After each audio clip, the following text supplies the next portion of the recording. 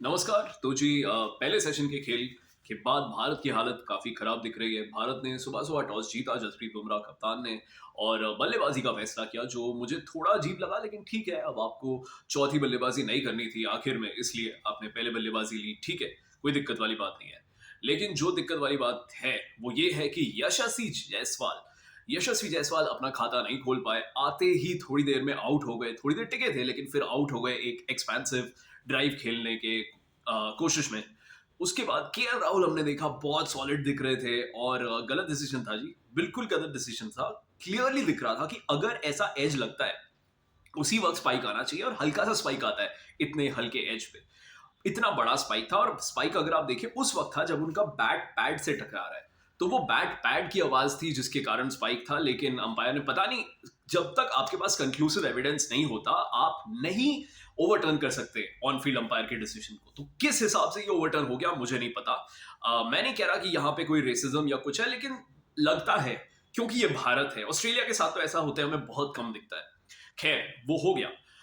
KL Rahul बहुत solid दिख रहे थे और आपको पता है कि जब केएल राहुल फॉर्म में नहीं होते वो शुरू में ही उड़ जाते हैं और जिस दिन वो 20-30 तक पहुंच जाते हैं शतक भी लगा देते हैं। तो आज शतक आना चाहिए था उनका और गलत आउट दे दिया, कुछ नहीं कर सकते।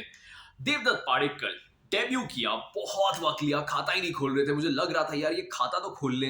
22-23 गेंदे खेले उन्होंने, उसके बाद आउट हो गए बेचारे।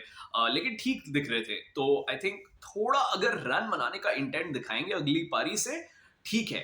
इतना कुछ बुरा नहीं खेला उन्होंने। विराट कोहली फिर से अनलकी, सॉलिड दिख रहे थे, लग रहा था एक बड़ी साझेदारी लग सकती है विराट कोहली केएल राहुल के बीच। सबसे सॉलिड और सबसे आप कह सकते हैं स्टेबल लग रहा था भारत जब विराट कोहली और केएल राहुल बल्लेबाजी कर रहे थे, लेकिन फिर वही अनलकी विराट कोहली आउट हो गए और केएल राहुल टिके रहे। उसके बाद केएल राहुल भी आउट हो गए। अब ऋषभ पंत और ध्रुव जुरेल हैं। देखिए ध्रुव जुरेल सॉलिड दिखे हैं नेट्स में भी, जो प्रैक्टिस गेम्स देखे उसमें भी, लेकिन ये भारत बनाम ऑस्ट्रेलिया है। आप Josh Hazlewood, PAT Cummins, Mitchell Starc को खेल रहे हैं तो आसान नहीं होने वाला। अब नेदर लायन भी आ गए, उनको टर्न भी मिल रहा है थोड़ा बहुत। तो देखना पड़ेगा क्या होता है। ऋषभ पंत को जी लंबा खेलना होगा। भारत यहां से क्या चाहेगा कि 51 पे 4 से एक लंबी साझेदारी लगे इनकी 100 रनों की और भारत 250 तक तो बनाए कम से कम।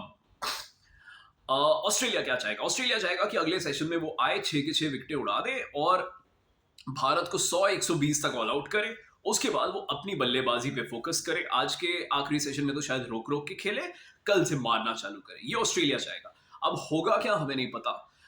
ऋषभ पंत को अपना पूरा अनुभव लाना पड़ेगा। जितना भी उन्होंने क्रिकेट खेला है उनको यहाँ पे अच्छा खेलना पड़ेगा। अटैक करना हो अटैक करो, टिकना हो टिको, लेकिन रन बनाने पड़ेंगे। ध्रुव जुरेल से आशा है, उम्मीद है, क्योंकि वो यहाँ पे ना सेट हो चुके हैं। ऑस्ट्रेलियाई विकेटों पे खेल रहे हैं पिछले करीब 1 महीने से, तो उनसे भी बहुत उम्मीद है। इनको देख के खेलना पड़ेगा। आई थिंक अब अगले सेशन में ना जो खतरनाक होने वाले, एक तो जॉश हेजलवुड, बहुत बढ़िया गेंदबाजी करी उन्होंने, उनको मूवमेंट भी मिल रहा था और बाउंस पेस तो मिल ही रहा था पिच से। तो इस हिसाब से जॉश हेजलवुड थ्रू आउट बहुत डेंजरस रहेंगे, खतरनाक रहेंगे। नेदन लायन, अब धीरे धीरे नेदन लायन का भी काम आएगा।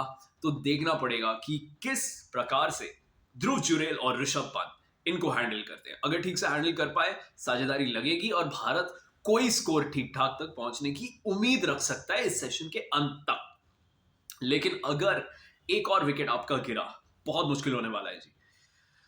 तो रोमांचक अगला सेशन होने वाला है और उसके बाद फिर से आपसे मिलेंगे। बहुत बहुत शुक्रिया। Bye bye.